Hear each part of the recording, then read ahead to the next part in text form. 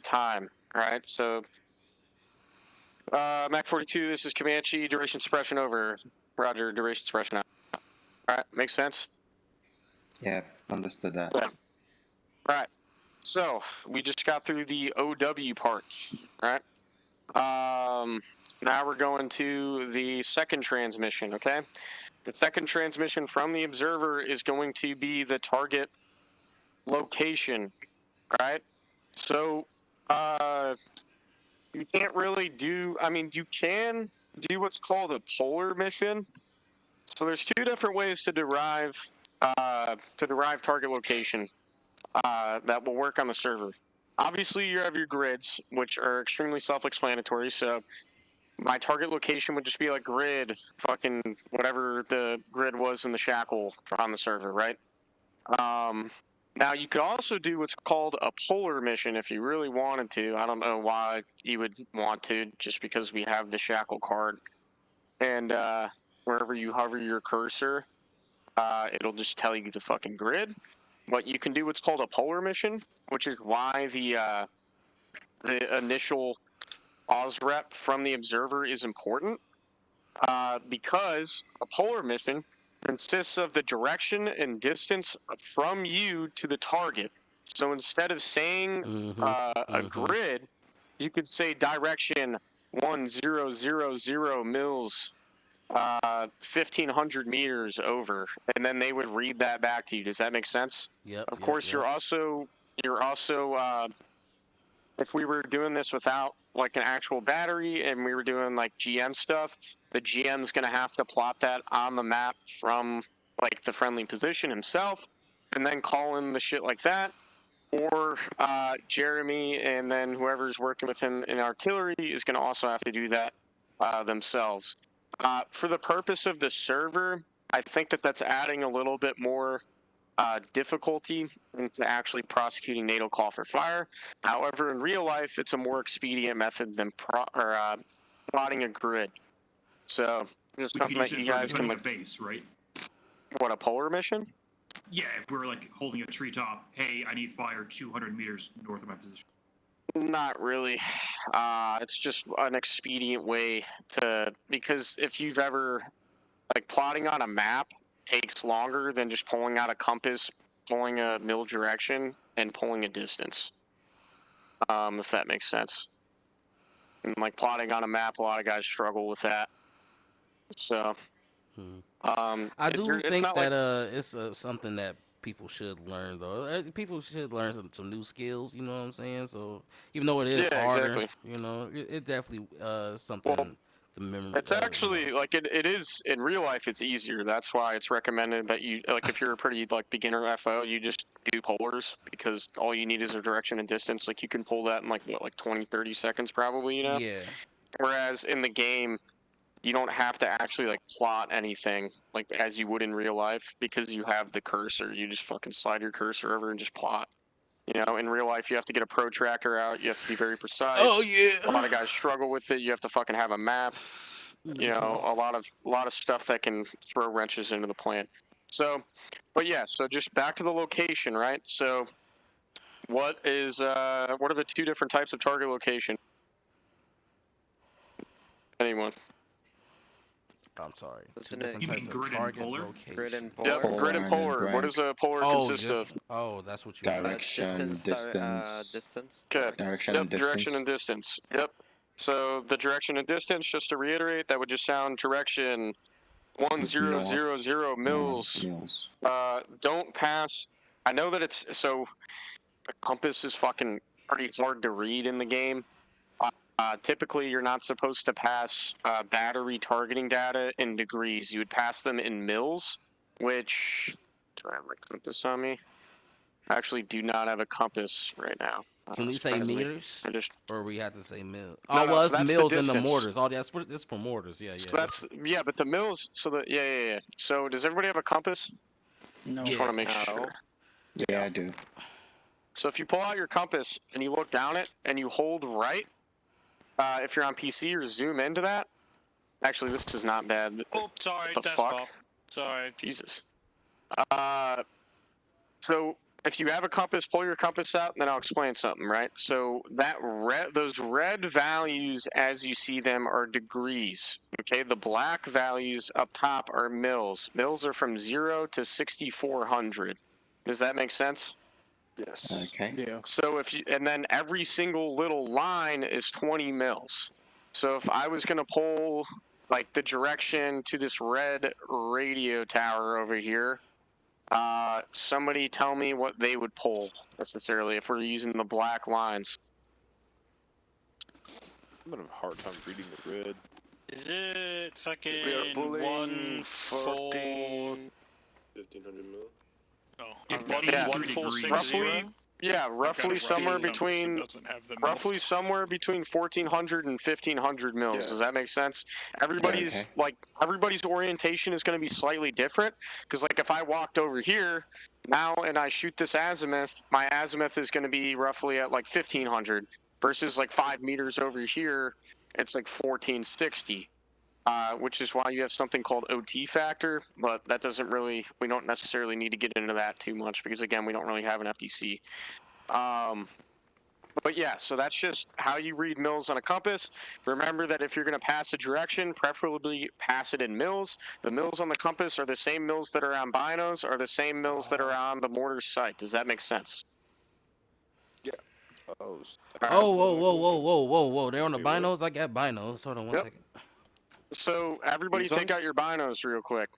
What about the Russian binos? So you see those lines? They work for I'm the not sure Russian about the binos, Russian right? binos, but everybody sees these graduated lines, correct?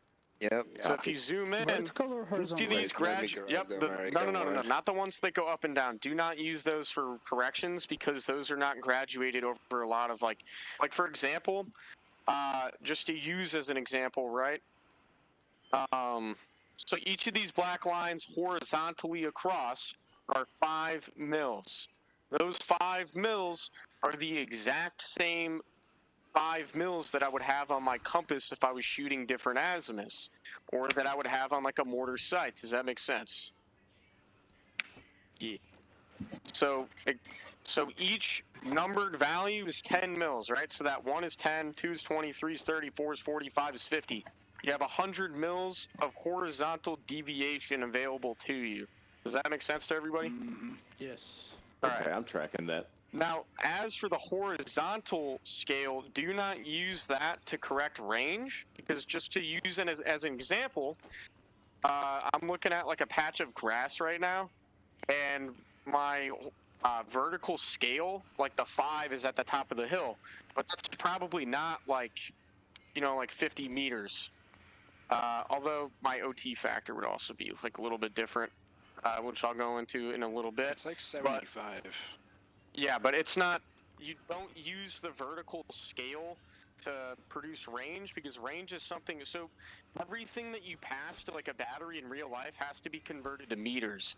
That's why you use something called an OT factor, which converts that mil value into a meter value for the battery, so that now they have something that they can use with the fire direction center. Does that make sense? So like if I were to call, and the reason why it's important, like, and granted I'm kind of just getting into like semantic stuff that wouldn't really work necessarily too well in the game, but like for example, if I were to look at like directly in front of me, right, at these sandbags, my 100 mils are going to encompass like one sandbag, right? Versus if I were to look out in this horizon, now my 100 mils are like several trees. The way that you convert that is with the distance that you're looking at. So like if I was looking at typically what you want to do is like everything 1500 and down is a 1-to-1 OT factor. So if I had like a right 5-0 correction, it would be what? If I was going to multiply it, because you'd multiply your correction by your OT factor. So if I was going to correct right 5-0, what would my OT factor, or what would my final correction be if I had a 1 OT factor? By what time? What is that? 5 times what? 7.5 mils. Nope. No. So I had a correction of right 5-0, a right 5-0 correction, right? And my OT factor, because I have a range that is less than 1,500 meters, is factor of 1. If I'm multiplying my 50 times the OT factor, what would that final correction value be that I'm passing to the battery? That's 50. 50. Yes. 50. Okay, now, and then as you go on, you keep on just scaling the OT factor up, right? So 1,500 to 2,499 is 2, 2,500 to 3,499 is 3, 3,500 to 4,499 is 4, and so on and so forth. Does that, or 4,499 is 4, yeah, 4, and so on and so forth. Does that make sense to everybody? That's like how some of this stuff works, at least with like OT factor, I guess. That really doesn't matter like in the game. That's just like, I mean, it would matter if we were gonna like try to use an FDC. But anyways, I'm getting like really off track. But just so that you guys know, the binos on the compass, or the mills on the compass, sorry, are the same as the mills on the bino, and they're the same that are the mills on the mortar side. And it's the red. The red is the mills. No, or not the black. red, the black. I mean, Black. Yep. Wait, Black. the black's the mills? Wait, the what? black's the Yeah, mills. the red is your compass bearing. The red is No, those are degrees. Yeah, degrees. red is degrees. Red is degrees. I'm also using the NATO compass right now. And those are also the same mills that are on a protractor. Does that make sense to everybody? Yeah. Yes. Yes. Okay. All right. So we went through our target location. Don't want to get too into the weeds. I'm already getting into the weeds. And now we're going to move into our third transmission, which is going to be the target description, what's called the method of engagement, and the method of fire and control. Okay? So that's the DEF part, or the description, engagement, and fire and control part. Okay? So description, very easy. Just try to describe the target and put enough detail for the battery, but not going too overboard, right? So I would say like squad in the open over, or squad entrenched in the, squad entrenched in like a 100-meter trench system over, or squad in a machine gun bunker, so on and so forth. Or it could be like convoy 100 meters of length, so on and so forth.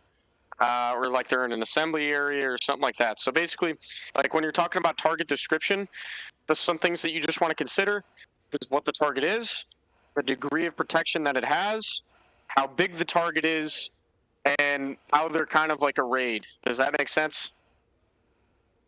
Yeah, like that makes sense, I guess like the size of the target. Yeah. Now when we're talking about like length and width of the target, that really only matters for what are called linear targets, and that can be something that maybe I'll get into like later on with like a few of you guys if you guys are like super interested in it. And I can kind of teach you how to like call up like a linear target, which is like a target that encompasses like a 400 or a 500 meter area. Does that make sense? You basically trying to paint a picture for the artillery. So basically say like where, if it's a patrol and it's like a line of people, like tell them like where that line is moving from, like it's going to south, like east or west. I wouldn't worry too much about that. Really, I'm kind of like overcomplicating this. I think when it comes to the direction or the description. As far as the mills, especially if we talking about artillery and mills, can we say can we just say like 50 or 100 meters out from like southwest kind of situation? Will that suffice, or is that too? Like, are you talking about target description? As far as in okay, back to when you were talking about like your point of location. What was it just called? Yeah. It was just fucking said. God damn it. My brain, I that's have why a hard I said time there was remembering. a difference between polar and polar. That's what it was. The polar, polar and like grid. say if you're doing the polar and you mark your position, you have your call out your position, then you say like, can we say like it's about 50 to 100 meters, southwest, we could just say mills from our position, and at a degree maybe. No. Don't ever use. So when it comes to batteries, don't ever use degrees. Reason being, they're already doing everything in mils. Does that make sense? Okay. So their sites are already in mils, and that's also derived on like if we were doing the real thing, you'd use like a plotting board, right? Okay. But that's why you don't want to use degrees, because each degree is 17.8 mils. So 1 degree is like almost 20 mils of value, right? Okay. So if I was just slightly off, because of the OT factor, see, now, like, we're all understanding, at, like, 4,000, 5,000 meters, now if I had, like, 1 degree of change, I could potentially be 100 meters off of my initial target. Wow. Does that make sense? Wow. Okay. Because it adds up over time. Yeah. Okay. So that's why you're trying to use the most, like, accurate method for deriving that data. Now, just back, I just want to keep us on track. Back with the target description. Don't get, like, too into the weeds. Really just say what the target is, what it's doing, degree of protection. Are only 3 things: squad in the open, squad entrenched, squad in a bunker, so on and so forth. Only give, like, the length and the width of the target if it's, like, a huge target, like more than, like, 100 meters, like a convoy or something like that, right?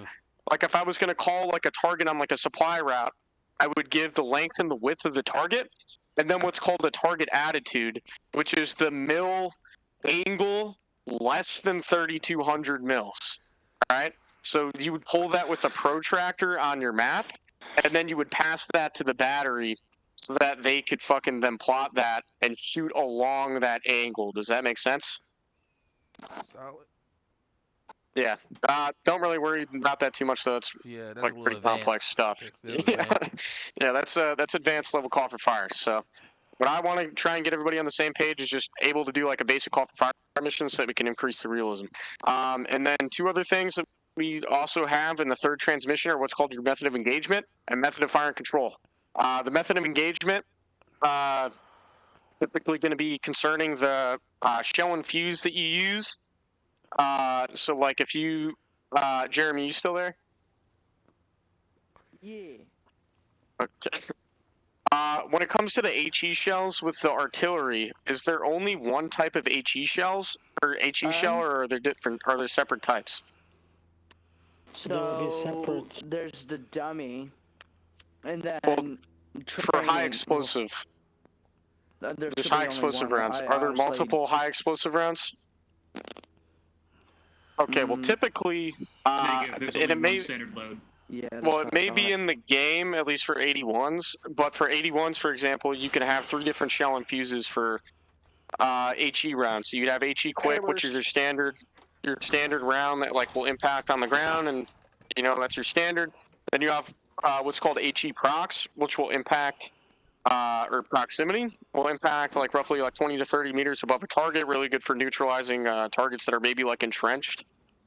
Because, like, if you were if you were using, like, HE quick, for example, if we could, I'm saying that if we did, it would help. I don't think that it's in the game. This is just, like, painting a picture of what you would use method of engagement for to kind of describe. Or what's called HE delay, which is a round that'll impact in the ground, kind of sit there for a split second, and then impact. Really good for neutralizing, like, a machine gun bunker, so that it can really get into that concrete, if that makes sense. So your method of engagement, you're requesting the type of shell and fuse in regards to whatever type of round you're wanting to use. Typically, we're going to be using HE. Yeah, although smoke would almost be like its own separate mission. So, like, if you needed, like, a target screened, you would call that up. Like, you would call up the fire mission as, like, quick smoke or something like that. Initially in, like, the warning order. Does that make sense? If you needed to cross a field and blind an enemy, you can call for a line of smoke so you can get across the field. field. Could we use smoke to be like keep forgetting the terminologies. Yeah, you could basically you would just the call first that shot up. basically to be like the adjuster basically like yes. Okay, that shot was on target, now hit it with HE type shit. No, you would always so when you're adjusting smoke, like in real life, you would use HE to adjust like a smoke. Like a smoke mission. If you were going to screen an entire... I know what you're saying. Just if you were trying to screen an entire target, you would use HE to adjust, like, that smoke fire mission, because you don't want to necessarily waste smoke. That, and if you have, like, things about, like, wind coming into the example, it's not going to give you a very good representation. Whereas you don't want to use smoke necessarily, at least in real life. I'm not really sure how it pans out in the game, to adjust, like, HE. You would use HE to adjust HE. Does that make sense? Well, yeah, it does make sense. You might as well kill somebody on the way in, adjusting your. The only thing about that is that if they did get those adjustments wrong and accidentally hit us, like I will like that first. Well, that's the reason why you got your pause rep. Yeah. You got your you 100% pause rep. right. They know where you are. Yep. Mm-hmm. And then typically you're also. I mean, in the game, we're also not really like applying this, but there's this thing called risk estimated distance as well as minimum safe distance. For artillery, it's everything under 600 meters is danger close. And then for like 81 millimeter mortars, for example, everything under 400 meters is within the MSD or minimum safe distance for 81 millimeter mortars, and then everything under 195 meters, it's in what's called the risk estimated distance, which is the distance where there is now at least a 0.1% chance of incapacitation to friendly units. So all of this goes into account, and then typically a ground force commander or what's called the Fire Support Control Center is going to have to approve all of these fire missions after taking into account these risk factors. Does that make sense? Yeah. Is each box, each little box on here 100 meters? 100 meters. Yep, 100 meters. So we'll need to be 600 meters from the target. So you would just not necessarily. You would just call it in as danger close. Yep. Okay. And the method of fire control, you call it in as danger close. So now I'm going to get into method of fire and control. Actually, one more thing with method of engagement. So the last part of method of engagement that we really need to get into is what's called a sheaf. A sheaf is how the rounds are distributed on the ground. Two main sheafs that we need to be concerned with are what's called like a parallel or a linear sheaf, which each cannon is like perfectly spaced out like 40 meters from each other, and they're impacting like along a line. They're not impacting in the same area. Does that make sense? So like if I was using artillery in the ECR, the estimated casualty radius for the 155, I know that 105 is probably different. It's probably like roughly 45 rounds or 45 meters. But for 155, for example, it's 50 meters. So if I had two 155 cannons and they were shooting along a parallel line, I would have 100 meters of coverage if I was using a parallel sheaf. Does that make sense? Yeah. And then, so then we have the converged sheaf where all of the rounds are now impacting in the exact same spot. So in that method of engagement, I'm requesting what type of sheaf, unless we're just requesting a parallel sheaf, as in, or wherein, like you wouldn't say anything. Parallel's already standard. Does that make sense? The new house, right? Good. Parallels the down the line, right? Yes.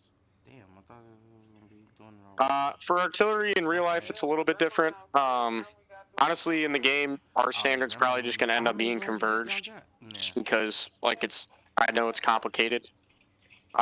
So the easiest thing to do is just to hit that grid.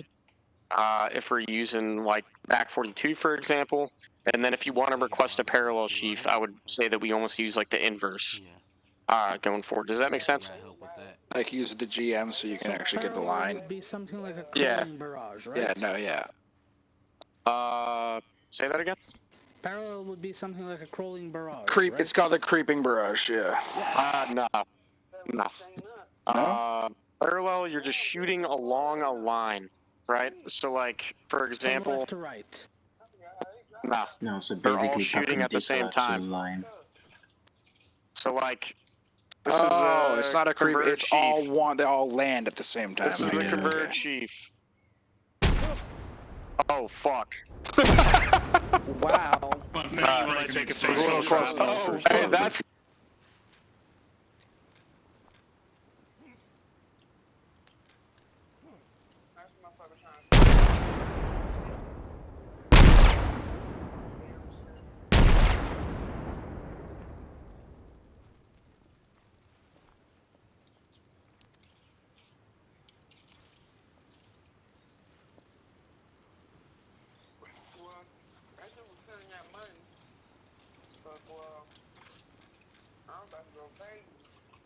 My dad and my mama helped me smoke my cigarettes. Remember I had bought? Yeah. Helped me smoke my cigarettes and they didn't even have none or have no money to get none, bro. I was about to go. To tie it to a specific event, like on the deck, like a critical event or a condition set to like move into a next phase of an operation, whatchamacallit, like the next phase of an operation, that, fuck, sorry, I was reading that, kind of just threw me off. I ain't finna read all that. Anyways, yeah, so method of fire and control, if you want to request something that's tied to like a specific event on the deck, you would request what's called at my command. Does that make sense? Fire when So, I say you that's- fire. That's at, yes. When you say fire, the battery will fire that fire mission. Does that make sense? Oh yeah, yeah, I get If it. you're requesting at my command, when ready is standard. Okay? I know that this has been like a ton of information. Hopefully, some of you guys have been logging that down. At their discretion. When you call fire when ready, basically when they're ready to fire, they're gonna start sending rounds. When you call wait, they're basically fire on my command. They're gonna say ready, and they're gonna let you know that they're ready, and you can call it in. Yep. Should we try to Exactly what have I'm some? off Should we do a class so that we understand mortars so we can, better be able to use them in the field? You know what I'm saying? Well, to be honest with you, like, this is more of a class for observing rounds. Like, you could observe GM rounds. You know what I'm saying? Like, we don't even need the actual mortars or artillery. Yeah. Okay. So, okay, but it might help, like, to understand, like, the whole scope of things, but a lot of the time, like, we don't have anybody on, like, actually running that IDF anyways. Like, you could just call this up to the GM per NATO call for fire, and the GM can just paint a GM effect. Yep. So, yeah. Is there a standard time for on my command rounds? Like obviously the fire for effect or the fire for effect, Nope. whatever ready rounds will be quicker, air quotes, than the on my command. Well, at your command is just they will fire it as soon as you tell them to fire it. So if you're like getting the fire mission ready, like you would, and you don't want it, like you want to tie it, like let's say for example that I want to tie it into, like we were going to conduct like a helo raid, and in order to cover our movement from the LZ to maybe like the assault pause, we call in like an artillery fire mission that's like a duration suppression, but it's at my command. So we initiate that fire mission as we're landing in the LZ versus like when, like way before or way after. Does that make sense? So at your command it goes. It's at the observer's command. Yeah, but then the mortar team goes into just sending rounds down to if you request. Well, I think at my command just No. puts them at a ready state. You know, they Yes. set the targets and They're then waiting be for you. ready for that fire, pretty much. It goes back, If you're under heavy fire, you're gonna say fire when ready because you want those rounds to come like now. Yeah, but I'm saying after you call that first round, are they going to continue to keep sending, or? Yes, as soon as you initiate the fire mission, you're in the fire mission. But that fire mission, like at my command, is just a way for you. Like, just think about what method of fire and control means, right? It is the method of fire and control that you, the observer, have over the fire mission. Are they firing when ready? Are they firing at your command? Are they firing at what's called by round at your command, which is every single round you are controlling? Does that make sense? That's what I was talking about. Yeah, I don't know if you were going to be the trigger puller You for the can. mortars. You would call by round at my command. Does that make sense? Yeah. Yep. All right. So just by to reiterate- Yeah. What's up? No, I think you were about to answer my question. Anyway, go ahead. I was about to just go through the entire thing right now. Yeah, So we're all on the same page. All right. So yeah. So that's the DEF part. Another acronym that you can use that might be a little bit easier to remember is I won't let down my Marines. All right. So I is what? ID. Yep. And then won't is what? Warning order. Yep. And then let it refers to what? Location. Yep. And location can be what? Grid Polar, or grid. shack or polar. Polar. Yeah. And a polar consists of what two things? Direction and mills distance. and distance. Distance and mills. Yep. And then down is what? Target ID. Description. Yep. Description. And then my refers to what? Fire mission order. Method. Yep. And method of engagement refers to what two things? Describing It's going to be parallel or the converged. requested round. Yep. Parallel. Yep. Requested rounds, requested round type, or parallel and converged sheath, which is the sheath type And a sheaf refers to what? How the rounds come in. Method and control. Yep. Yeah. The distribution of the rounds on the deck. Yeah. Then Marines refers to what part?